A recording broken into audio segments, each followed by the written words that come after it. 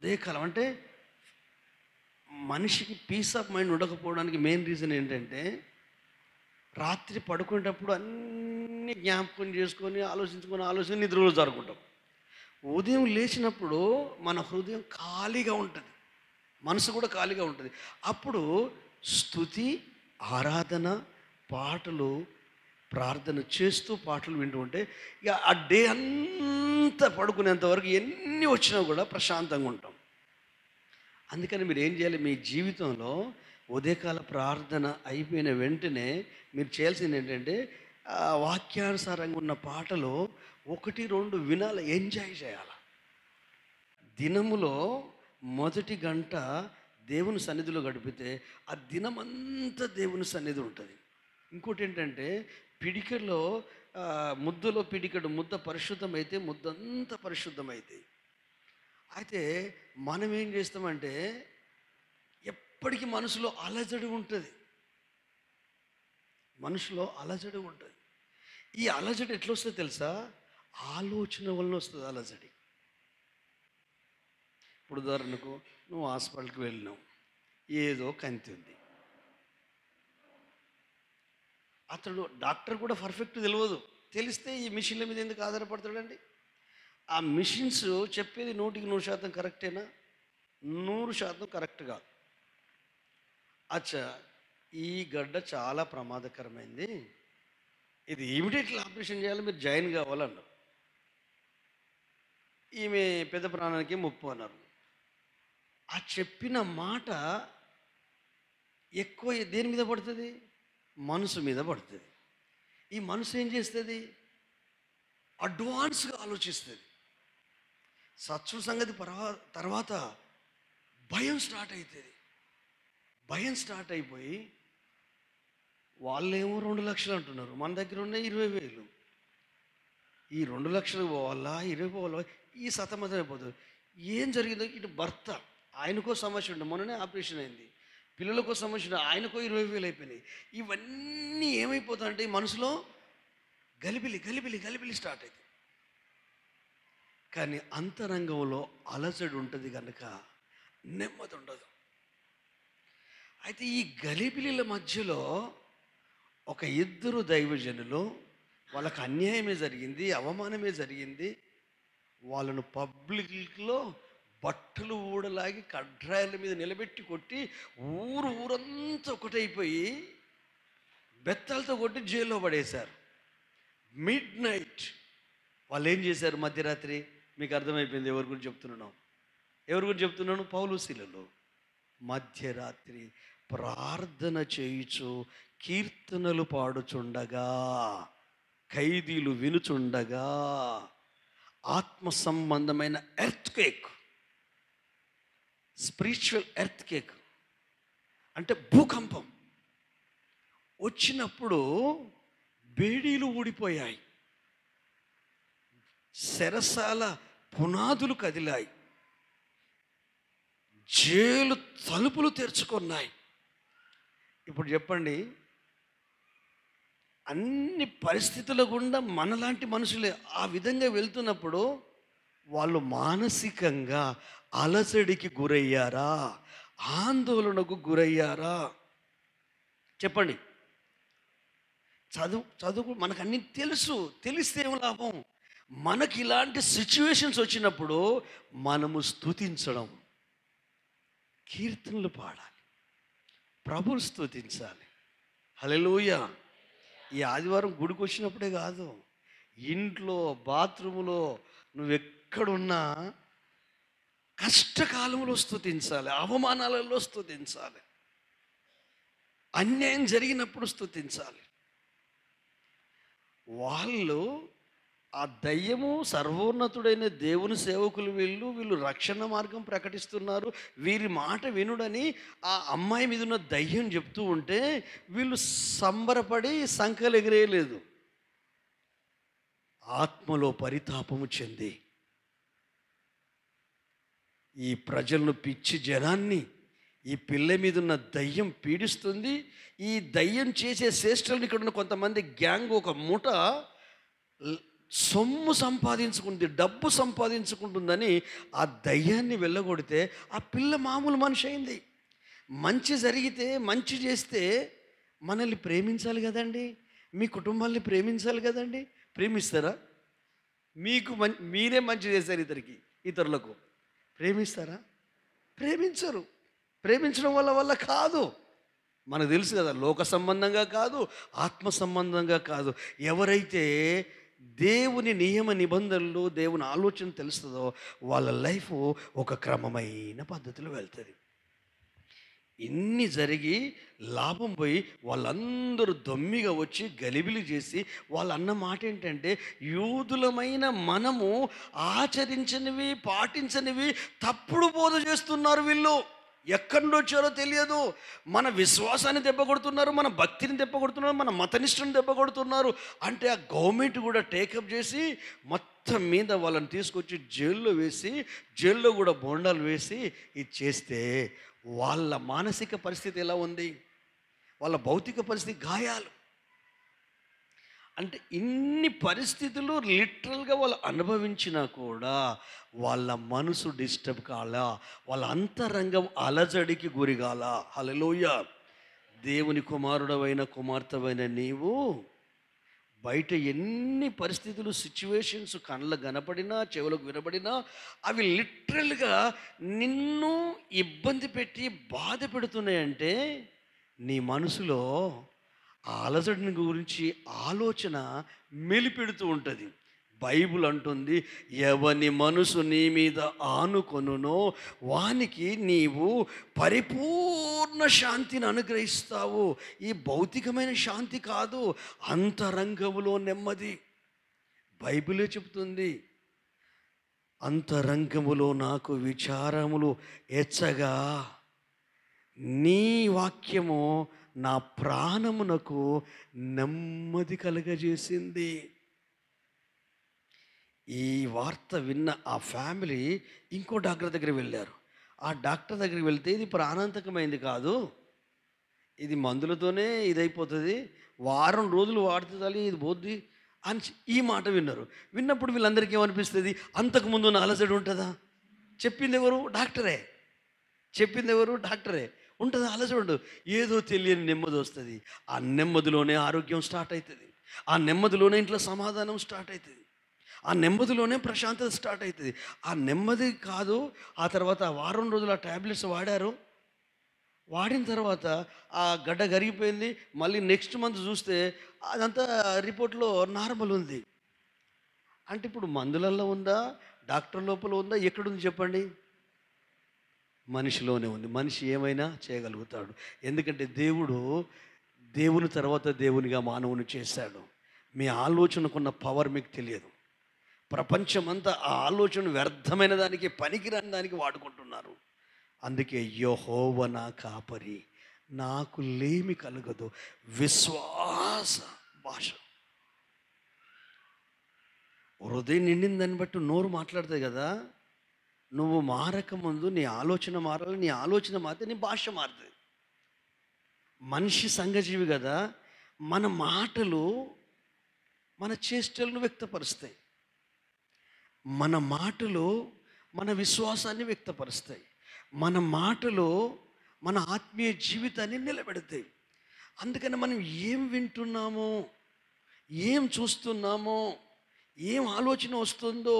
ఎందుకంటే భోజనములో విషం ఉంటే చచ్చిపోతాం తిని, కానీ వినే మాటల్లో విషం ఉంటే, చూచే చూపులో విషం ఉంటే ఈ ఆత్మలో అలజడి స్టార్ట్ అవుతుంది. హల్లెలూయా.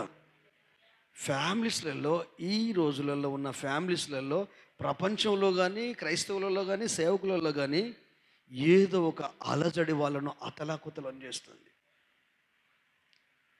నెమ్మదిగా ప్రశాంతంగా ఉండలేకపోతున్నారు. ఉండగలగాలంటే ఒక్కటే మీకు ఈరోజు ఒక సీక్రెట్ చెప్పి, ఏంటంటే విశ్వాసమునకు కర్త దాన్ని కొనసాగించు యేసు వైపు చూచుచు మన ఎదుట ఉంచబడిన పరుగు పందెములో ఓపికతో సాగుతూ వెళ్ళాలి. అవమానాన్ని నిర్లక్ష్యం చేయాలి, సిలువను సహించాలి. బోధ చేయడం ఏందండి, ఎవరైనా చేయరు, మీరు నాకంటే ఎక్కువ చేస్తారు. కానీ చెప్పిన దాని ప్రకారము జీవించడం కొరకు, అనుసరించడం కొరకు మీరు మనం అభ్యాసం చేయాలి, ఎక్సర్సైజ్ చేయాలి. అంటే ఎలా అంటే ఏం జరిగినా జస్ట్ చూస్తూ ఉండు. హల్లెలూయా. ఎలాగూ యేసయ్యనే చూసుకోండి. పునరుత్థానంలో చివరి ఘట్టం ఈరోజు చెప్పి నేను ముగిస్తా. యేసయ్య లైఫ్ స్టైల్ని చూడండి. నాకు అంత మంచి మాదిరి యేసయ్యనే. 4 సువార్తలు ఊరికే చదువుతూనే ఉంటాడు, ఎప్పటికీ చదువుతూనే ఉంటాడట. యేసయ్య ఎంత అర్థమైతే, యేసయ్య మనసు ఎంత అర్థమైతే, యేసయ్య ఆలోచనలు ఎంత అర్థమైతే, మనకు అర్థం కాకపోతే మనలో ఉన్న పరిశుద్ధాత్మదేవుడు మనకు నేర్పిస్తాడు, బోధిస్తాడు, టీచర్ కదా. అయితే ఆ సువార్తలలో చూస్తూ ఉంటే, యేసయ్య లైఫ్ స్టైల్ చూస్తూ ఉంటే ప్రతి సమయంలో, ఇప్పుడు యేసు ప్రభును సొంత ఫ్యామిలీ ఏమన్నా తెలుసా, నువ్వు దేవుడు అని ప్రపంచం అంతా నేను పూజిస్తున్నావు, నువ్వు దేవుడు అయితే ఇంట్లో ఎందుకున్నావు, బహిరంగంగా రుజువు చేసుకోపో అని యేసయ్యనంటారు వాళ్ళ ఫ్యామిలీ మెంబర్సే. కొన్నిసార్లు ఏమంటారు తెలుసా, మతి చెడినోడు అంటారు యేసయ్యను. ఇంకొన్నిసార్లు ఏమంటారు తెలుసా, పెద్ద దయ్యం మనోడి మీద ఉంది, చిన్న దయ్యాలు వెళ్ళగొడుతున్నారు. ఎవరిని? యేసయ్యను. ఆ మాట ఎంత ఇదనిపించాలి, ఒక దేవుడు కదా, కోపం రావాలి కదా. జస్ట్ వాళ్ళు ఏమన్నా చూస్తూ ఉన్నాడు. హల్లెలూయా. వాళ్ళు ఏం మాట్లాడినా చూస్తూ ఉన్నాడు. ఆయన ప్రస్థానంలో కూడా, ఆయన లైఫ్ స్టైల్లో కూడా 3.5 సంవత్సరాలు తలవంపులు, అవమానాలు, కష్టాలు, కన్నీళ్ళు అలాగూ నీ లైఫ్లో రక్షించబడిన దగ్గర నుంచి వస్తాయి. ఎందుకంటే యేసయ్య మార్గం ఇరుకు మార్గంలో అందరూ ప్రవేశించాలని కూడా ప్రవేశించలేరు. కానీ మొదట ఇరుకుగా ఉంటుంది, లోపలికి వెళ్తే నెమ్మది ఉంటుంది. అయితే ఏం జరిగిందంటే, ఆ దొంగదిట్టుడే, వాని రక్తం మా మీద మా పిల్లల మీద ఇన్ని అన్నా కూడా యేసయ్య హృదయంలో అలజడి ఉందా? ఒక్కసారి అలజడి వచ్చింది. ఎప్పుడు తెలుసా, ఆ తండ్రి అనే దేవుడు ఎప్పుడైతే చెయ్యి వదిలిపెట్టాడో, దేవా నా దేవా నన్నేలా విడనాడితివి. అంతకుముందు ఆయన మాట ఏంటంటే, ఆ పరలోకపు తండ్రి ఏం చేస్తున్నాడో అది నేను చేస్తున్నాను, నేను ఒంటరి వాడిని కాదు, నన్ను పంపినవాడు నాకు తోడుగా ఉన్నాడు. అంటే ఇక్కడ మీ అందరితో దేవుడు మాట్లాడుతున్నాడు, మీరు ఒంటరి వాళ్ళు కాదు. ఏ దేవుడు మిమ్మల్ని రక్షించాడో, ఏ దేవుడు మీ కొరకు ప్రాణం పెట్టాడో, ఏ దేవుడు మీ కొరకు చనిపోయి తిరిగి లేచాడో, ఆ దేవుడు మీలో ఉన్నాడు, మీతో ఉన్నాడు. ఎందుకంటే మరణములో నుండి లేపిన ఆ ఆత్మ ఏదైతే ఉందో, సావునకు లోనైన మీ శరీరములో ఆత్మ జీవించుచున్నది కనుక మీరు జీవం కలిగి ఉన్నారు. ప్రసంగాలు విని మెదడు సంతోషించొద్దు. అది మన జీవితానికి అప్లికేషన్ చేసుకోవాలి, సెల్ఫ్ అప్లికేషన్ చేసుకోవాలి. ఎస్, నా దేవుడు నాలో ఉన్నాడు, ఆయన ఆత్మ నాలో ఉంది. అది బైబిల్ చెప్తుంది, భూమి ఆకాశము గతించిన నా మాటలు సున్నైనా పొల్లైనా గతించవు. ఆయన నోటి నుండి వచ్చిన మాట వ్యర్థంగా నిష్ఫలంగా తిరిగి రాక అక్కడ కార్యము చేస్తుంది. ఇవన్నీ నమ్మగలిగే విశ్వాసము మనందరికీ ఉంది. ఈ లిటరల్ జీవితం జీవిస్తున్నాము, అదే సమయంగా స్పిరిచువల్ జీవితంలో ఈ యొక్క భౌతిక జీవితాన్ని ఓవర్కమ్ చేయాలంటే ఫస్ట్ మన హృదయంలో నెమ్మది ఉండాలి. ఈ హృదయంలో నెమ్మది లేకుండా చేసే సంఘటనలు, పరిస్థితులు, రోగాలు, జబ్బులు, మాటలు, దృశ్యాలు, నీ ఇంటిని, నీ కుటుంబాన్ని గలిబిలి చేసేటివి మాటల ద్వారా, వినడం ద్వారా, డాక్టర్ చెప్పినట్టు ఆ వార్త వినడం ద్వారా, ఇలాంటి కొన్ని వార్తలు వింటూ ఉంటాంటే మన హృదయంలో ముందు గలిబిలి, ఆందోళన స్టార్ట్ అవుతుంది. కానీ యేసయ్య గురించి ఏం మాటలు ఉన్నాయి తెలుసా? ఆయన జగడమాడడు, కేకలు వేయడు, వీధులలో అతని కంఠస్వరము ఎవ్వరికి వినబడదు. అవిసెనార ఒత్తిని ఆర్పడు, మకమకలాడుతున్న రెల్లును విరువడు. యెహోవా హితవత్సరము ప్రకటించడానికి, ఆయన జీవించే జీవితమే ఈరోజు ప్రపంచాన్ని సవాల్ చేస్తుంది. శాస్త్రులను, పరిశీలనే కాదు, మేధావులను, దేవుడు లేడనే వ్యక్తులను కూడా సవాల్ చేస్తుంది. ఆయన వ్యక్తిత్వం గురించి, ఆయన గుణగణాల గురించి, ఆయన స్వభావం గురించి మొత్తం ప్రపంచమే నీరాజనాలు పలుకుతుంది. ఆ దేవుడు మనకు దేవుడై ఉన్నందుకు, ఆ క్రీస్తును మనం అంగీకరించినందుకు, ఆయన కృపచేత మనం నింపబడినందుకు మనము ధన్యులము. ఆమేన్. ఎందుకంటే కొన్నిసార్లు మన జీవితంలో కాలరాత్రులు ఎదురవుతాయి. కాలరాత్రి అంటే దారి కనపడదు. సముద్రంలో తుఫాను వచ్చి ఆ ఓడ మొత్తం బద్దలైపోయింది. ఒక రాత్రి బౌలు ఎలా ఉన్నాడో తెలియదు పౌలు. భూమి మీద ఉన్నోళ్ళమే కంగారు పడుతున్నాం, కుటుంబంలో ఉన్న వాళ్ళమే కంగారు పడుతున్నాం, అన్ని రకాలుగా కొద్దిగా గొప్ప ప్రశాంతంగా ఉన్నోళ్ళమే కంగారు పడుతున్నాం. ఆయన కంగారు పడడానికి ఇక చావడం తప్ప ఇంకో ఆస్కారమే లేదు. కానీ ఆ మనసులో, ఆ చలికాలంలో శరీరం అంతా గడ్డ కట్టకపోయినా ఏ చెక్క ముక్క దొరికిందో తెలియదు. కానీ ఆ రాత్రింబవల్లో నడి సముద్రంలో ఎట్లా బ్రతికాడో తెలియదు.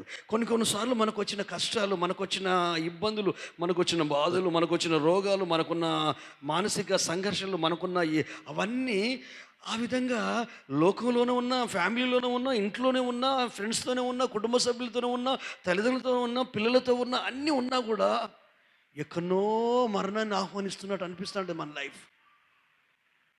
అప్పుడు నువ్వేం చెప్పాలి నీ మనసుకు? హల్లెలూయా. నువ్వేం చెప్పాలి? హల్లెలూయా. నా ప్రాణమా, నీ ప్రాణమును యెహోవా విమోచించి ఉన్నాడు, సమాధి నుండి నీ ప్రాణాన్ని లేవనెత్తాడు, నూతన క్రియ చేయబోతున్నాడు దేవుడు. హల్లెలూయా. సంతోషంగా బయటికి అందరు కనిపిస్తున్నారు, అందరి గుండెలలో మానని అగ్నిపర్వతాలు ఉన్నాయి. మీ మనసు కుచించుకోబోతుంది. ఏదో బ్రతకాలి కాబట్టి బ్రతుకుతున్నాం, కానీ ఆ బ్రతుకులో అసంతృప్తి ఎక్కువ ఉంది, తెలియని గాయాలున్నాయి. అయితే నీ మానసిక ప్రశాంతతను తొలగిపోకుండా ఉండాలంటే నీ గుండెల్లో, నీ అంతరంగములో ఆయన ఉండాలి. హల్లెలూయా. ఆయన ఉండాలి. గట్టిగా చప్పలు కొడదామా, ప్రభుని స్తుతిద్దామా. హల్లెలూయా. ఈరోజు ప్రభు ఇక్కడ మీ అందరితో మాట్లాడేది ఏంటంటే, సంవత్సరాల తరబడి, ఏండ్ల తరబడి మన తల్లిదండ్రులు, మనము అందరం ఇప్పటికీ హృదయంలో నెమ్మది లేకుండా బతుకుతున్నాం. ప్రభుని నమ్ముకున్నా కూడా కొన్ని పరిస్థితులు, కొన్ని ఆటంకాలు, కొన్ని జరగవలసిన కార్యాలు, కొన్ని జరగకపోవడం వల్ల రకరకాల అది ఏదైనా నీ అంతరంగంలో నెమ్మదిని తొలగించొద్దు. బైబిల్ చెప్తుంది, 4వ కీర్తనలో ఉంటుంది, దావీదు మహారాజు ఒక వండర్ఫుల్ మాట అంటారు, ఆ ఆనందము, ఆ సంతోషము దేవుడు మనకివ్వగలుగునట్లు మనము దేవుని సన్నిధిలో ప్రార్థన చేద్దాం. 7వ వచనము, వారి ధాన్య ద్రాక్ష రసములు విస్తరించిన నాటి సంతోషము కంటే అధికమైన సంతోషము నీవు నా హృదయములో పుట్టించితివి. యెహోవా, నెమ్మదితో పడుకొని నిద్రపోవదును, నేను ఒంటరిగా నుండినను నీవే నన్ను సురక్షితముగా నివసింపజేయుదువు. హల్లెలూయా. ఈ భౌతిక సంబంధమైన పరిస్థితులు, మనుషులు, ఫ్రెండ్స్, ఫ్యామిలీ, కుటుంబం నెమ్మదినివ్వచ్చు, అది మెంటల్ పీస్. హల్లెలూయా. ఇక్కడ ఉండేది కాదు, దీనికి కొంచెం నిబ్బరం ఉంటుంది కావచ్చు, కానీ ఇక్కడ నెమ్మది కావాలి. అంటే నువ్వు నాకు ఇచ్చిన వాటన్నిటికంటే నా హృదయంలో కలిగించే ఆ నెమ్మది వీటి వలన కలిగిన నెమ్మది కంటే గొప్పది. హల్లెలూయా. అది మానసిక ధైర్యం. ఎలాంటి ధైర్యం అంటే ఒక్కసారి దావీదుని వెళ్ళి అడగండి, 400 మంది, నువ్వు లేని రాజ్యం మాకు వద్దయ్యా, నీ కొడుకు నీకు తెలియకుండానే అక్కడ సింహాసనం వేసుకొని ఆ రాజ్యంలో పట్టాభిషేకం చేశాడు. ఆ మాట విని నువ్వు కట్టుబట్టలతో, కాళ్ళకు చెప్పులు లేకుండా, భార్య పిల్లలతో నువ్వు వనవాసం నువ్వు బయలుదేరావు. అయ్యా, నువ్వు లేనిది మేము లేము, నువ్వు లేని రాజ్యం మాకు వద్దని 400 మంది ఇబ్బందులు కలిగిన వాళ్ళు, బాధలలో ఉన్న వాళ్ళు, అప్పులలో ఉన్న వాళ్ళు, నెమ్మది లేని వాళ్ళు, 4 రకాల బ్యాచ్ దావీదుతో బయలుదేరి వెళ్తారు. అబ్షలోము రాజు అయినప్పుడు, దొంగగా అభిషేకం చేసుకున్నప్పుడు, వాడిని నేను ఎదిరించలేను, వాడు నాకు ప్రాణానికి నచ్చిన కుమారుడు, అంత బొమ్మలు అన్నట్టు దావీదుకు. అంటే ఎంత ఎక్కువగా బొమ్మలు పెంచుకున్నాడో, ఆ బొమ్మలు పెంచుకున్న కొడుకు అందగాడే కానీ ఏం చేశాడు, కన్న తండ్రిని ఆ సింహాసనం అడిగితే ఇస్తాడు, దావీదు అడిగితే ఇస్తాడు. కానీ దొంగ దెబ్బతీసి యవనస్తుల మాట విని రాజ్యాన్ని తీసేసుకుంటే ఆ తండ్రికి ఎంత బాధ అంటే, ఆ టైంలో కునిగిపోలేదు, కొడుకు మీద కోపం పెట్టుకోలేదు, కానీ ఎక్కడికి వెళ్తే నేను నెమ్మదిగా ఉంటాను అని ఆయన అరణ్య బాట పట్టాడు. 4 రకాల ప్రజలు, వాళ్ళు ఇబ్బందులో ఉన్నవాళ్ళు, ఇరుకులో ఉన్నవాళ్ళు, అప్పులలో ఉన్నవాళ్ళు, నెమ్మది లేని దావీదును వెంబడించారు. ఆకులు అలమును తినుకుంటూ అన్ని రకాలుగా బ్రతుకుతున్నారు. కానీ అమాలేకులు ఒకరోజు వచ్చారు, పురుషులు లేని టైంలో వచ్చారు. వచ్చేసి ఏం చేశారు తెలుసా, వాళ్ళ భార్యలను పిల్లల్ని తీసుకొని వెళ్ళిపోయారు. ఈ యుద్ధాలు జరుగుతున్న కాలంలో భార్యలను వాళ్ళు ఉంపుడు గత్తలుగా ఆ రాజుకు, మిగతా వాళ్ళకు భార్యలుగా తీసుకెళ్తారు. అది నీచమైన చర్య. వీళ్ళు తిరిగి వచ్చేసరికి వాళ్ళ భార్యలను శత్రువులు తీసుకువెళ్ళారు, పిల్లల్ని శత్రువులు తీసుకువెళ్ళారు అనేసరికి అంతకుముందు రాజ్యాన్ని, ఆ సుఖకరమైన పరిస్థితిని వదిలిపెట్టి నీతో పాటు కష్టమో నష్టమో బాధ అనుభవిస్తామని బయలుదేరి ఆయనకు అండగా నిలబడ్డ ఈ ప్రజలు, వాళ్ళు రాళ్ళు పట్టుకున్నారట దావీదును చంపడానికి. హల్లెలూయా. అన్యాయం ఒక్కరికే జరిగిందా? దావీదుకు ఒక్కరికే జరిగిందా? వాళ్ళకి జరిగిందా? వాళ్ళ భార్య పిల్లలు పోయారు కాబట్టి దావీదుకున్న ఈ 2 భార్యలు పిల్లలు వాళ్ళు కూడా వెళ్ళిపోయారు. అలాంటి పరిస్థితిలో మన మనసు, హృదయం 2 పనిచేయవు. హల్లెలూయా. మనకు ఎదురయ్యే సిచ్యువేషన్స్ అవంత దారుణంగా ఉంటాయి. కొన్నిసార్లు భార్య అర్థం చేసుకోదు, కొన్నిసార్లు భర్త అర్థం చేసుకోడు, కొన్నిసార్లు పిల్లలు అర్థం చేసుకోరు, కొన్నిసార్లు తల్లిదండ్రులు అర్థం చేసుకోరు, కొన్నిసార్లు మన స్నేహితులు కూడా అర్థం చేసుకోరు. ఈ పరిస్థితిలో మనకు ఏముంటుందంటే ఒక్కటే, ఏంటిదంటే బాధపడకుండా చస్తే బాగుండు. అసలు ఎందుకు బతకాలి, నేను ఎవరి కొరకు బతకాలి? నేను ఎవరికి అన్యాయం చేసిన వ్యక్తిని కాదు, ఎవరికి ద్రోహం చేసిన వ్యక్తి కాదు. నా పిల్లల్ని కంటికి రెప్పలా చూసుకున్నాను, నా భార్యను కంటికి రెప్పలా చూసుకున్నాను, నా భర్తను కంటికి రెప్పలా చూసుకున్నాను, నా కుటుంబాన్ని సాకాను అని మానసికంగా అలజడి స్టార్ట్ అయిపోతుంది. ఈ అలజడి ఏం చేస్తుందంటే ఒక భూకంపంలాగా, అంటే ఒక ఎర్త్క్వేక్ లాగా, ఈ భూకంపం సునామీ ఏం చేస్తుందంటే, అక్కడ జైల్లో ఉన్న భూకంపమేమో ఒక వ్యక్తికి రక్షణ ఇచ్చింది, ఒక వ్యక్తులకు ధైర్యాన్ని ఇచ్చింది, 2 వ్యక్తులను ఇతరులకు దేవుడే గొప్పవాడని నిరూపించినట్టు చేసింది. కానీ మనకొచ్చిన ఈ సునామీ మనల్ని చేతగాని వాళ్ళని చేయదు. శ్రమ దినమున నీవు కృంగిన ఎడల చేతగాని వాడవైపోతావు, చేతగాని దానివైపోతావు. ఏం చేయాలో తోసట్లేదు. అప్పుడు ఒక్కటే చేశాడు, ఏ పోదు ధరించి యెహోవాను బట్టి ధైర్యం తెచ్చుకున్నాడు. గట్టిగా చెప్పట్లు కూడా హల్లెలూయా. పాస్టర్ ధైర్యపరచాలని చూడకు, భార్య ధైర్యపరచాలని చూడకు, భర్త ధైర్యపరచాలని చూడకు, నా పిల్లలు నన్ను ధైర్యపరచాలని చూడకు, కుటుంబ సభ్యులు ధైర్యపరచాలని చూడకు. వాళ్ళందరికంటే ది బెస్ట్ ఎవరైనా ఉన్నారంటే నీవు నమ్మిన యేసయ్య. ఆయన ఎప్పుడు ఎవరిని మోసం చేయడం, ఆయన మోసం ఆయన డిక్షనరీలోనే లేదు.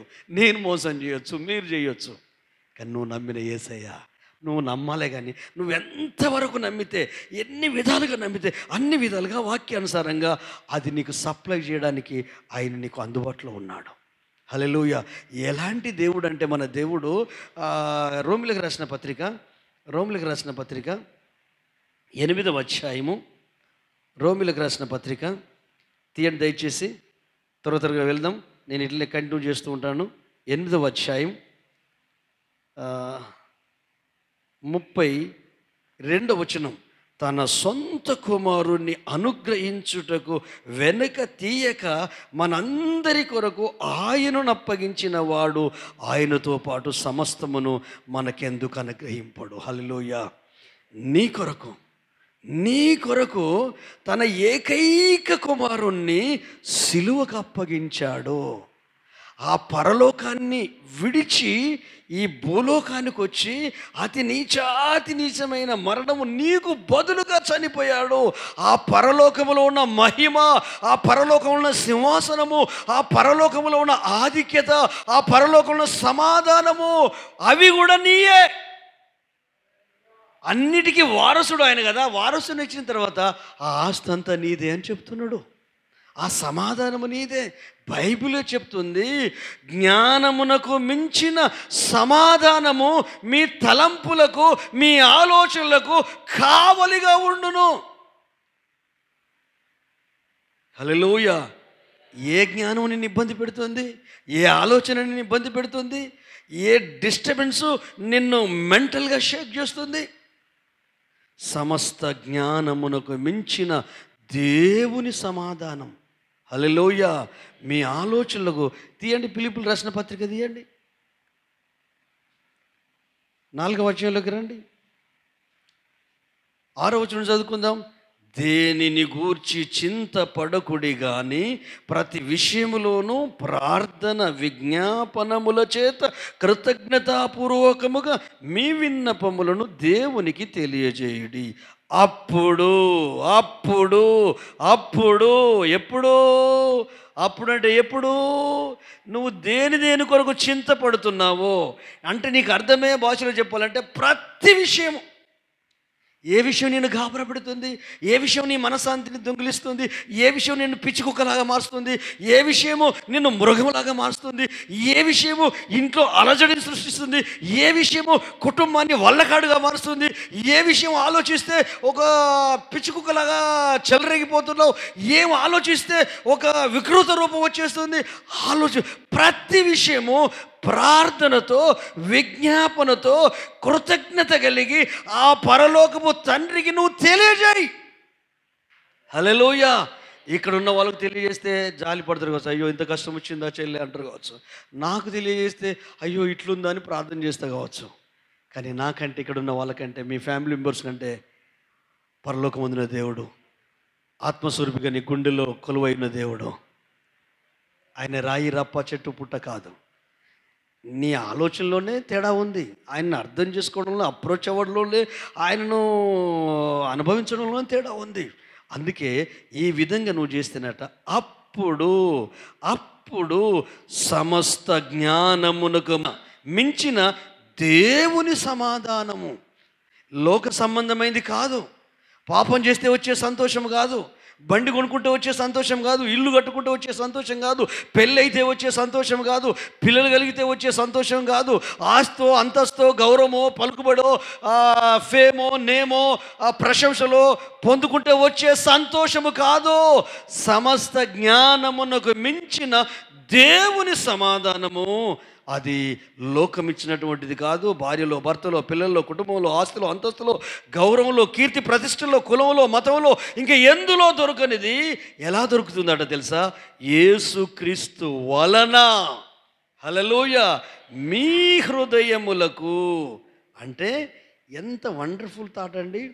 మీ థాట్స్కు, మీ తలంపులకు వాచ్మెన్గా ఉంటుందట. హల్లెలూయా. కొంతమంది కుక్కలు ఉంటాయి తెలుసా, ఇంట్లో ఉంటాయా? మీకు కుక్కలు కొనుక్కున్నారా? ఎందుకు? కంపల్సరీ ఉంటాయి. కొనుక్కోమని నేను ఎంకరేజ్ చేయగాని వాళ్ళకి భయం ఎక్కువ. కొన్ని మూగ జీవాలు ఉంటాయి, వీళ్ళు పడుకుంటారు. వాచ్మెన్ లాగా అంతే. నైట్ దాన్ని గొలుసు వదిలిపెడతారు, ఒక్కరిని రానియదు. ఎందుకు తెలుసా? యజమానునికి విశ్వాసం కలిగి ఉంటుందా ఆ డాగ్. హల్లెలూయా. నీవు నేను ఆ యజమానుడైన యేసుకు విశ్వాసం కలిగి ఉండాలి. ఉంటేనట ఆయన సమాధానము మన తలంపుకు కావలిగా ఉండును. అందుకే నేను అంటాను, నువ్వు అందరిని అర్థం చేసుకుంటూ కాదు, నువ్వు నీకు అర్థం కావాలి. ప్రాక్టీస్ చేయండి. ఉదయం నుండి సాయంత్రం బెడ్ మీదకి వెళ్ళిన తర్వాత నీకు వచ్చిన ప్రతి ఆలోచన థాట్ రాసుకో. మంచిది రాసుకో, చెడ్డది రాసుకో. ఏమనిపిస్తుంది, ఆ ఇల్లు కూలిపోవాలని వచ్చింది అనుకో, అది కూడా రాసుకో. వాడిని తిట్టాలనిపిస్తుంది, అది కూడా రాసుకో. సాయంత్రం వరకు బెడ్ మీదకి వెళ్ళేంత వరకు ఆ తర్వాత లిస్ట్ అంతా నువ్వు చూడు, నీకు వచ్చిన ఆలోచనలు అవన్నీ. అప్పుడు నువ్వేంది నీకు తెలిసిపోద్ది, నువ్వేంటో నీకు తెలిసిపోద్ది. పరిశుద్ధాత్మ దేవుడు ఒక్కొక్కటి ఏం చేస్తాడో నీకు తెలియకుండా క్రీస్తు సారూప్యంలోనికి పౌలు మహాజ్ఞాని అండి. ఆ కాలంలోనే సోక్రటీస్ కంటే మహాజ్ఞాని. ఏంటంటే మీరు ఉత్తమమును అనుకూలమునై ఉన్న దేవుని చిత్తమేదో పరీక్షించి తెలుసుకొనున్నట్లు మీ మనసు మారి నూతన మగుట వలన రూపాంతరము పొందుడి. రిన్యూ. అరే పుట్టిన శిశువు డే బై డే బాల్యం నుండి కౌమారం, యవన దానికి వృద్ధాప్యం, నడియుడు, మళ్ళీ ఈ బాడీకి ఉంటుంది కానీ మనసు ఎప్పటికీ, చెప్పండి ఎట్లుంటుంది మనసు ఎప్పటికీ? అప్పుడప్పుడు చెప్తాను కదా, ఊర్లో ఉన్న సామెత ఏమని, ఒక ముసలి తాత పళ్ళు ఊడిపోయిన తాతను చూసి, ఓ తాత పెళ్లి చేసుకున్నాడే నాకెవరిస్తారు బిడ్డ అంటాడు. దానికి వయసుతో సంబంధం లేదు, అది వయసుకు సంబంధించింది కాదు. ఈ ముడతలు పట్టవచ్చు, వృద్ధాప్యం రావచ్చు, మన ఆలోచనలకు ముడతలు పట్టొద్దు. హల్లెలూయా. మన తలంపులకు వృద్ధాప్యం రావద్దు. అది దేవుని ఆలోచన చేత పరీక్షించబడి పరిశోధించబడి ఎప్పటికప్పుడు రిన్యూ అవుతూనే ఉండాలి, నిత్య నూతనం అవుతూనే ఉండాలి. క్రైస్తవులంటే రూపాంతర క్రియ జరగాలి, ట్రాన్స్ఫార్మ్ జరగాలి. గొంగలి పురుగు చీతాకోక చిలుకగా మారాలి. ప్రసంగాలు విన్నప్పుడు మంచిగా అనిపిస్తుందండి. మళ్ళీ ఆ సంవత్సరం ఇల్లు ఆకలి బాధలు కష్టాలు కన్నీళ్ళు, మళ్ళీ ఎప్పుడు తొండ పొరిగి ఇక్కడ దగ్గర ఎనుగులు దాకా అన్నాడు. అట్లా వద్దు. ఈరోజు మీ మనసును మీరే చూడండి ప్లీజ్, మీ ఆలోచనలు మీరే చూడండి. ఎందుకంటే మానవుని జీవితం అంత శ్రేష్టమైన జీవితం ఈ ప్రపంచంలో దేవుని తర్వాత ఇంకేది లేదు. అందులో ఉన్న మాధుర్యాన్ని, అందులో ఉన్న మహత్తును గనుక నువ్వు గ్రహించగలిగితే ఎవ్రీ సెకండ్ ఎంజాయ్ చేస్తాం దైవికంగా, ఆత్మ సంబంధంగా. అదే రోమా గ్రంథకర్త ఏమని చెప్తాడు తెలుసా?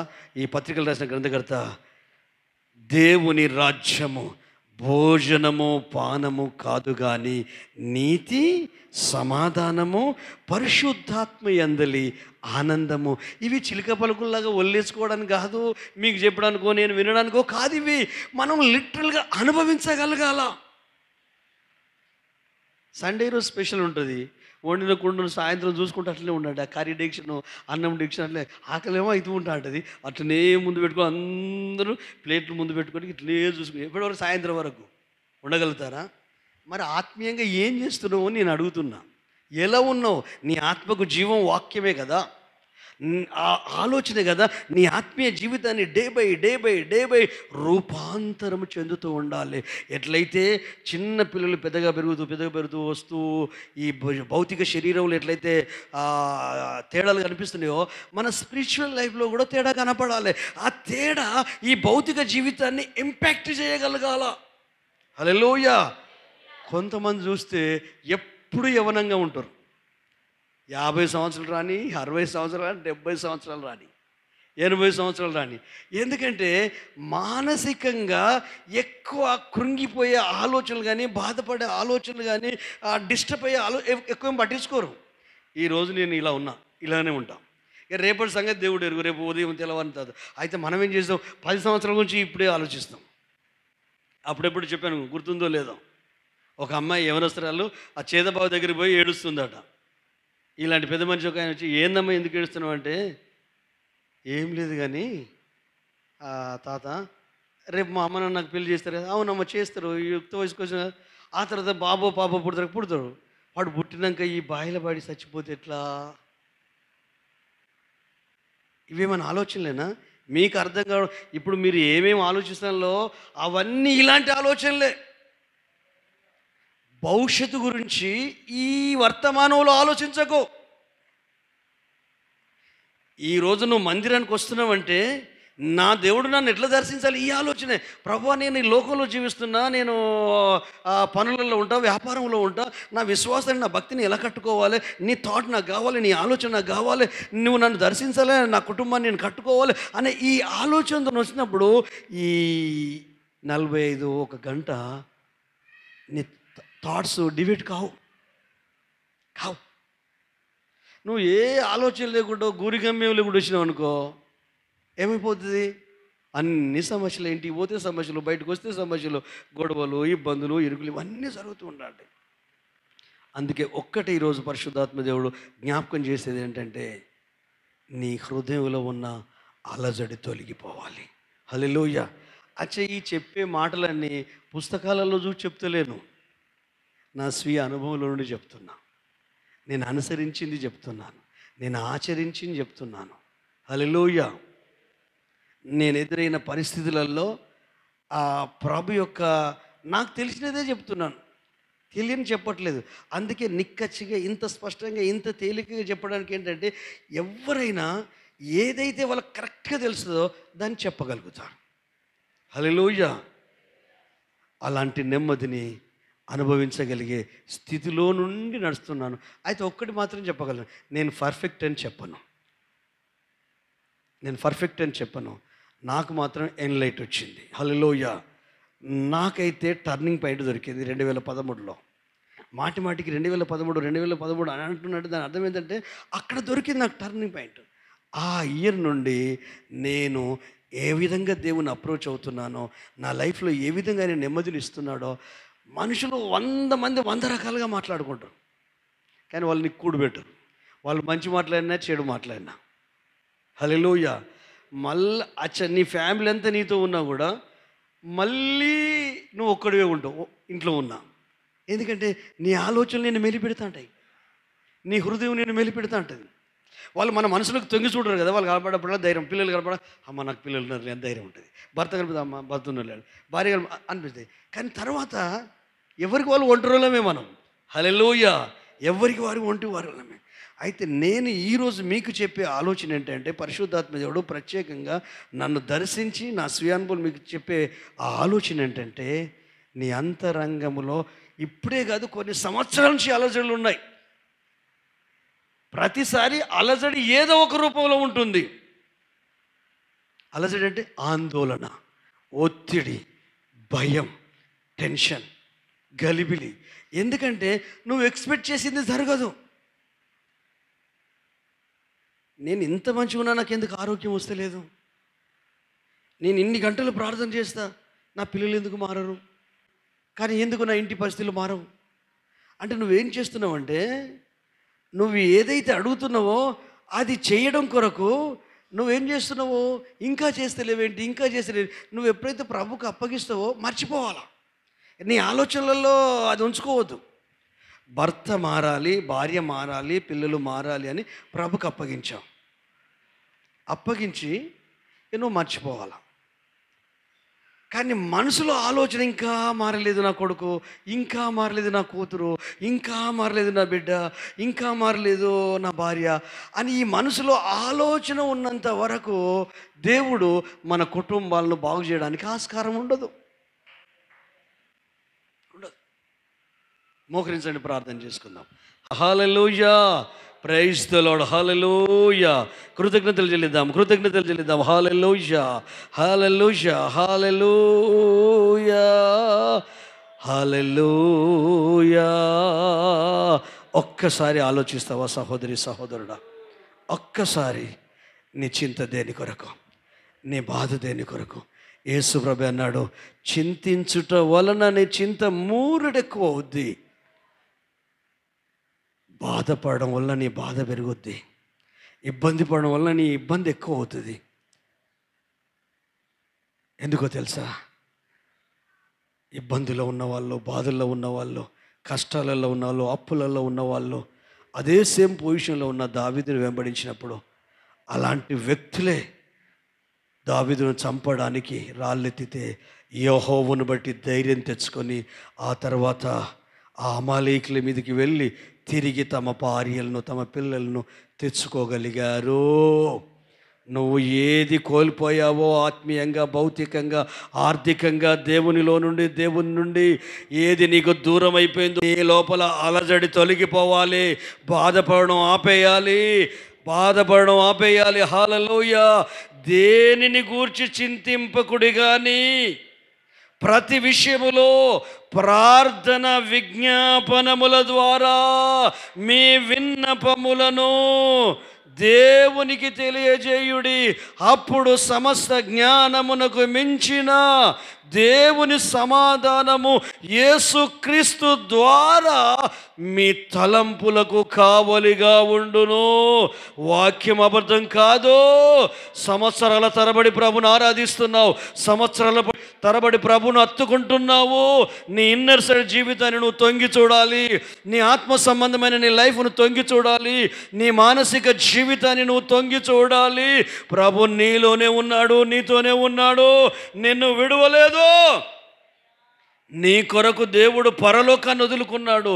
నీ కొరకు దేవుడు తన ఏకైక ప్రియకుమారుణ్ణి మరణానికి అప్పగించాడు, శాపానికి అప్పగించాడు, రోగానికి అప్పగించాడు. 3.5 సంవత్సరాలు సేవ చేస్తున్న దినాల్లో శరీరం గాయమైంది, మనసు గాయమైంది. ఎవ్వరూ ఆయన్ని దేవుడిగా అంగీకరించలేదు. తిన్నంతసేపు తిన్నారు, రొట్టెలు తిన్నంతసేపు తిన్నారు, స్వస్థతలు పొందినంతసేపు పొందారు, మేళ్ళు పొందినంతసేపు పొందారు, రోగులు బాగుపడ్డారు, దయ్యాలు వెళ్ళిపోయాయి, చనిపోయిన వాళ్ళు తిరిగి లేచారు. సమాజానికి, సంఘానికి, ప్రజలకు క్షేమాన్ని, దీవెనను, సంతోషాన్ని అందించాడు. కానీ అదే ప్రజలు సిలువకేశారు, అదే ప్రజలు దూషించారు, అదే సైనికులు ఉమ్మి వేశారు, అరిచేతులతో గుద్దారు, ప్రవచించమని గేలి చేశారు, ఇబ్బంది పెట్టారు. కానీ యేసయ్య పరిపూర్ణ మానవుడే కదా. ఆయన హృదయాన్ని ఒకసారి తొంగి చూడు. ఆ శ్రమలను గూర్చి భయమేసి గెత్సెమనే తోటలో అయ్యో నేను భరించలేను, ఆ నరకయాతన భరించలేను, నీకు ఇష్టమైతే, నీ చిత్తమైతే ఈ శ్రమల గిన్నె తొలగించు అన్నాడు. వెంటనే భయపడ్డాడు. అయ్యా నా ఇష్టం కాదయ్యా, నీ ఇష్టమే. ఒక్కసారి ఆలోచించు సహోదరి, సహోదరుడా. రక్షించబడి ఇన్ని సంవత్సరాలైంది. ఎప్పుడైనా దేవుని ఇష్టాన్ని నీ పిల్లల జీవితంలో జరిగించడానికి అవకాశం ఇస్తున్నారా? నీ పిల్లలు, నీ భర్త అవకాశం ఇస్తున్నాడా? నీ భార్య అవకాశం ఇస్తున్నాడా? నీ పిల్లలు అవకాశం ఇస్తున్నారా? సంఘమా, ఆయన ఇష్టమే నీ జీవితంలో జరగాలని, ఆయన చిత్తమే జరగాలని ఎప్పుడైనా అవకాశం ఇస్తున్నా? ఒక్కసారి ఆలోచించు. రక్షించబడి ఇన్నాళ్ళయింది, విమోచించబడి ఇన్నాళ్ళయింది, పరిశుద్ధాత్మ పొంది ఇన్నాళ్ళైంది, దేవుని మార్గంలో నడిచి ఇన్నాళ్ళైంది. నువ్వు కలవరపడడం ఏంటి? నువ్వు గావరపడడం ఏంటి? దేవుడు ఎరగని ప్రజల్లాగా నువ్వు కంగారు పడడం ఏంటి? దేవుడు ఎరగని ప్రజల్లాగా నువ్వు నిరాశలోకి వెళ్ళిపోయి విశ్వాసం సన్నగిలడం ఏంటి? భక్తి సన్నగిలడం ఏంటి? ప్రేమ సన్నగిలడం ఏంటి? ప్రభు కొరకు జీవించే దాంట్లో వెనకబడడం ఏంటి? ప్రభు మార్గంలో నడవడంలో సతికిలబడడం ఏంటి? నీ ధైర్యం ఎంతది ప్రభు కొరకు? నీ విశ్వాసం ఎంత గొప్పది? నీ కుటుంబం ఎన్ని పరిస్థితులు ఎదుర్కొంది? నీ పిల్లలు ఎన్ని పరిస్థితులు ఎదుర్కొన్నారు? భార్యాభర్తలుగా మీరు ఎన్ని పరిస్థితులు? అలాంటి సమయాలలోనే మీరు ప్రభు కొరకు నిలబడ్డారు, విశ్వాసంలో నిలబడ్డారు, ధైర్యంగా ఉన్నారు. అప్పుడు లేవే ఈ గలిబిలు, అప్పుడు లేవే ఈ ఆందోళనలు. ఇప్పుడు నువ్వు అనుభవించే సిచ్యువేషన్ కంటే నువ్వు అప్పుడు అనుభవించిన ఇంకా దారుణంగా ఉండే అలాంటి పరిస్థితులన్నీ ప్రభు నిన్ను శ్రమలకు అప్పగించాడా? నిందలకు, అవమానాలకు అప్పగించాడా? రోగానికి, మరణానికి అప్పగించాడా? సమస్యలకు అప్పగించాడా? ఎక్కడ జరిగింది మార్పు? నీ మనసులో జరిగింది మార్పు. నీకు తృప్తి వచ్చేసింది. మునుపటి భక్తి, మునుపటి విశ్వాసం, మునుపటి ప్రార్థన జీవితం, మునుపటి అంకిత భావం, మునుపటి త్యాగం, మునుపటి ఫైర్. చూడు, నీకు తెలుస్తుంది. హల్లెలూయా. ఎవరిది వారికి తెలుస్తుంది. ఎవరి మనస్సాక్షి వారికి బోధిస్తుంది. ఎవరి ఆత్మీయ అనుభవాలు వారికి తెలుసు. అయితే నా ప్రభు మాటి మాటికి నిన్ను నీకే పరిచయం చేయాలనుకుంటున్నాడు. ఒక్కప్పటి నీ ప్రార్థన జీవితం, నీ బర్నింగ్, నీ త్యాగం, నీ అంతరంగ స్థితి, నీ ఉజ్జీవం, నీ అనుభవాలు ప్రపంచాన్ని మర్చిపోయేది. ఫ్యామిలీ, దేవుడు, దేవుని సంఘము, దేవుని సన్నిధి, పరలోకపు మహిమ. అప్పుడు ఏవీ లేవే, కానీ అప్పుడు ఏవి లేవో ఇప్పుడు అన్నీ వచ్చాయి. అన్నీ వచ్చిన తర్వాత అసలు పీస్ నీ హృదయం నుండి తొలగిపోయింది, సమాధానం నీ హృదయం నుండి తొలగిపోయింది, యథార్థత నీ హృదయం నుండి తొలగిపోయిందేమో, విశ్వాసం తగ్గిపోయిందేమో. ఎందుకు? సమస్యలు, కష్టాలు, కన్నీళ్ళు, ఆ ప్రభును ప్రభుగా అర్థం చేసుకోకుండా, ఆయన శక్తిని అనుభవించకుండా. దానికి తోడు నీ భర్త, దానికి తోడు నీ భార్య, దానికి తోడు నీ పిల్లలు, దానికి తోడు ఇరుగు పొరుగు వారు, దానికి తోడు నీ మనసులో చెలరేగుతున్న ఆలోచనలు, నీ కుటుంబం గురించి, నీ పిల్లల గురించి, నీకు జరిగిన కష్ట నష్టాల గురించి, అప్పుల గురించి, అనారోగ్యాల గురించి, రకరకాలుగా పిచ్చి జనమండి. ఆత్మీయులైనా, సేవకులైనా, బయటి వాళ్ళైనా, ఎవరైనా నిన్ను బలపరిచే మాటలు మాట్లాడరు, నిన్ను భయపెట్టే మాటలు మాట్లాడతారు, నిన్ను కృంగదీసే మాటలు మాట్లాడతారు, నిన్ను భయభ్రాంతులకు గురి చేసే మాటలు మాట్లాడతారు. ఆ మాటలు విన్నప్పుడు ఏదో ఆయుధశాలలో, ఏదో ఉగ్రవాదుల మధ్యలో ఉన్నట్టు, ఏదో మరణంలో ఉన్నట్టు అనిపిస్తుంది. కానీ నిజమైన దేవుడు అయిన క్రీస్తు, ఆయన నీకు పరిచయం అయితే, ఆయనకు నువ్వు అర్థమైతే, నువ్వు ఆయనను అర్థం చేసుకుంటూ ఉంటే, ఆయన ఎవరు నిజమైన వాళ్ళు, ఎవరు నిజమైన వాళ్ళు కారో, ఎవరు సత్యం బోధిస్తున్నారో, ఎవరు సత్యం బోధించట్లేదో, ఎవరు మన ఆత్మీయ భౌతిక జీవితాన్ని క్షేమాన్ని కాంక్షించేవారో వారిని గుర్తించగలిగే కృపను పరిశుద్ధాత్మ దేవుడు నీ మనస్సాక్షికి ఇస్తాడు. కంగారు పడుతున్నావా సహోదరి, సహోదరుడు? కంగారు పడుతున్నావా? ఈరోజు దేవుడు నీతోనే మాట్లాడుతున్నాడు. నేను సిద్ధమైంది ఒకటి, ఇక్కడికి వచ్చిన తర్వాత ప్రభు అది ఆపేసి, ఇదిగో నా బిడ్డల హృదయాల్లో గలిబిలి ఉంది, చాలా సమస్యలతో సతమతమవుతున్నారు, మానసిక సంఘర్షణలు ఎక్కువైపోయాయి, గుండె నిండా గాయాలే ఉన్నాయి, మనసు నిండా వేదనలే ఉన్నాయి, గలిబిలి. పైకి మాత్రమే ఆనందంగా ఉన్నారు, పైకి మాత్రమే సంతోషంగా ఉన్నారు, అన్నీ ఉన్నాయి. కానీ అసంతృప్తి వాళ్ళను కొరక్క తింటుంది, అసంతృప్తి వాళ్ళను చించి పెగులుస్తుంది. పరిశుద్ధులే, దైవికంగా ఉన్న వాళ్ళే, దేవుళ్ళో ఉన్న వాళ్ళే, ఆత్మీయంగా ఉన్న వాళ్ళే, కానీ ఒకప్పటి ఉదయకాల ప్రార్థన వారికి లేదు, ఒకప్పటి బలిపీఠ ఆరాధన లేదు. లోకం వారి లోపలికి వచ్చేసింది, లోకస్తుల ఆలోచనలు వారి లోపలికి వచ్చేసాయి, ఆ సమాజంలో ఉన్న అదంతా వచ్చేసింది. ఎందుకంటే రోమిలకు రాసిన పత్రిక 12వ అధ్యాయము, ఈ లోకమును దాని మర్యాద వారి మనసులలోకి వచ్చేసింది. బిడ్డలకు అది అర్థమైతే లేదు. వాక్యాన్ని పక్కకు పెట్టారు, విశ్వాసాన్ని పక్కకు పెట్టారు, జ్ఞానంతో జీవించడం మొదలుపెట్టారు, తెలివితో జీవించడం మొదలుపెట్టారు, వాక్కును విశ్వాసాన్ని పక్కకు పెట్టి అనుభవంతో జీవించడం మొదలుపెట్టారు. అందుకే అసంతృప్తి. ప్రభు నాతో చెప్పాడు, అందుకే అసంతృప్తి. ఏదైతే నీకు ఆధారమో ఆధారాన్ని గలిబిలి చేస్తున్నాడు, దేన్ని చూసుకొని మనం మునుస్తుపోతున్నామో అదే మనకు కంటతడిగా పెట్టేటట్టు చేస్తున్నాడు. దేన్ని చూసి అయితే నాకేం కాదనుకుంటున్నామో దాని మీదనే దాడి జరుగుతుంది. అప్పుడు నువ్వు కంగారు పడిపోతున్నావు. ఎందుకు తెలుసా? అది నువ్వు ఎక్కువగా ప్రేమించావు, నువ్వు ప్రభు కంటే ఎక్కువగా ప్రేమించావు, ప్రభు కంటే ఎక్కువగా ఇష్టపడ్డావు. ఆయన సన్నిధి కంటే, ఆయన వాక్యం కంటే, ఆయన ఆరాధన కంటే నీ సొంత అవసరతలో, నీ సొంత వాటిని ఎక్కువ పెద్దపీట వేసి ఆ ప్లేస్లో మీరే ఉన్నారు అని ప్రభు చెప్తున్నాడు. ఈ అంత్య దినాల్లో ఉన్న క్రైస్తవుల పరిస్థితి అదే చెప్తున్నాడు, ఈ చివరి దినాల్లో ఉన్న సేవకుల పరిస్థితి అదే అని చెప్తున్నాడు. అయితే ఈరోజు ప్రభు నిజంగా నీతో మాట్లాడితే పశ్చాత్తాపడతావా? ఈరోజు ఆశీర్వాదం వస్తుంది, ఖచ్చితంగా అది నీ ద్వారానే వస్తుంది. నీ ఆలోచన విధానం ద్వారానే దేవునికి నువ్వు అవకాశం ఇవ్వగలగాలి. హల్లెలూయా! అడుగుతావా ప్రభుని? అడుగుతావా సహోదరి? అడుగుతావా సహోదరి? ఇది ఎవరి కొరకు అని భ్రమపడకు. ఇక్కడ ఉన్న ప్రతి ఒక్కరి కొరకు, యూట్యూబ్లో వీక్షిస్తున్న ప్రతి వ్యక్తి కొరకు ఇది దేవుని మాట, దేవుని ఆలోచన. ఎందుకంటే నిన్ను నువ్వు మోసపరుచుకోలేవు, నీ మనసు నువ్వు మోసం చేసుకోలేవు, నీ హృదయంలో ఉన్న గాయాలను నువ్వు మోసం చేసుకోలేవు. మేకపోతు గాంభీర్యాన్ని ప్రకటిస్తున్నావు, నాకేం లేదు అనుకుంటున్నావు. కానీ చంటి పిల్ల కంటే, చంటి పిల్లగాని కంటే కొమిరి ఏడుస్తున్నావు, ఎవరికి చెప్పుకోలేక కొమిరి ఏడుస్తున్నావు. చాలాసార్లు ఆత్మహత్య అటెంప్ట్ చేశావు సహోదరి, చాలాసార్లు. ఈ 2-3 వారాల నుంచి అయితే నేను చావాలనే ఆలోచన నీ లోపల బలీయంగా మెదులుతుంది. సహోదరుడా, మీలో కొంతమంది చాలా నష్టాల్లో, కష్టాల్లో ఉన్నారు. మీ ఫ్యామిలీకి తెలియదు, మీ కుటుంబానికి తెలియదు. హల్లెలూయా! తండ్రులారా, ఇంకా ఎవరికి తెలియదు. కానీ నా ప్రభు నిన్ను ప్రేమించి మాట్లాడుతున్నాడు. ఒక్కటే నువ్వు చేయాల్సింది, కమ్ ఫార్వర్డ్. హృదయం అంతటితో, మనసు అంతటితో, నీ గుండెల్లో, నీ ఆలోచనలో, నీ తలంపులో యేసయ్యకు చోటు ఇవ్వు. చోటు చూస్తే టోటల్ని బిహేవియర్ చేంజ్ అవుతుంది. డే బై డే రూపాంతర క్రియ ప్రారంభం అవుతుంది. ఆ లోపల ఉన్నది బయటికి ఈతన్ని కొని వస్తుంది.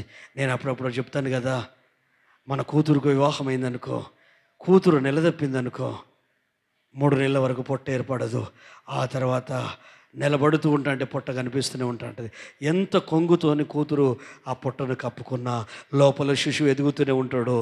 ఎదగడం మాత్రమే కాదు, లోపల ఉన్నోడు బయటకు వస్తాడు. బయటకు వచ్చిన వ్యక్తికి సేమ్ వాళ్ళ డాడీ లాగానే, మమ్మీ లాగానే, వాళ్ళ తాత లాగానే ఉంటాడు. మరి నువ్వు పరలోకపు తండ్రి కుమారుడు కుమార్తెవు కదా, ఆయన స్వభావం నీలో రావాలి కదా, ఆయన గుణగణాలు నీలో రావాలి కదా, ఆయన విశ్వాసం నీ లోపలికి రావాలి కదా. అది డే బై డే గొంగలి పురిగా ఉన్న మన లైఫ్ డే బై డే చీతాకోకశిలకగా మారి రెక్కలు వచ్చి ప్రభుతో పాటు ఎగరగలిగే అనుభవంలోనికి రావాలి కదా.